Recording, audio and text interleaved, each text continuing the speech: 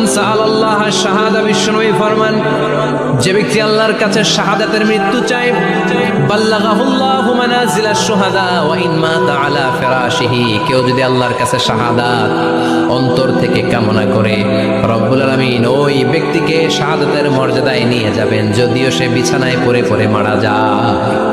বিছানায় পড়ে মারা গেছেন, কিন্তু অন্তরে কামনা ছিল, আল্লাহ আমার তুমি শাহিদ হিসেবে কবুল করো, শাহিদদের কাতারে আপনারা দাঁড় করায় দিবে কে?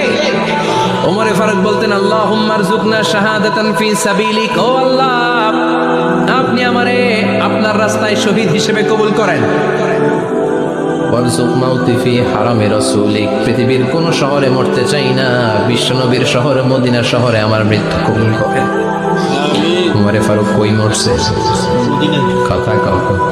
ফজরের জামাতে ইমামতি করতে গিয়েছেন মাওলাল মুগীরা আবু লুলু আল মাজুসি, মাওলাল মুগীরা আঘাতে অ্যাসাসিনেটেড বাই মুগীরা, স্টেপিং করেছে এখানে, তিনটা আঘাত করেছে, একটা এখানে, একটা পাজরে, একটা নাভির মধ্যে, নাভি কেটে দুই ভাগ। ওনাকে খাবার দেয়া হলো নাবিজ, দুধ মাখানো নাবিজ, ওই নাবিজের দুধ নাভি দিয়ে বের হয়ে যায়। উনি বললেন, কে মেরেছে আমাকে? বলল, অগ্নি উপাসক। শুকরিয়া করে বললেন, আল্লাহ আমারে কোনো মুসলিম মারে নাই, কোনো মুমিন মারে নাই। উনি বেহুশ ছিলেন, হুশ ফিরে সবাই রে বললেন, নাসাল্লান নাস, ফজরের যেই নামাজটা আমার ইমামতিতে শুরু হয়েছে, এক রাকাতের পর আমাকে মারা হলো।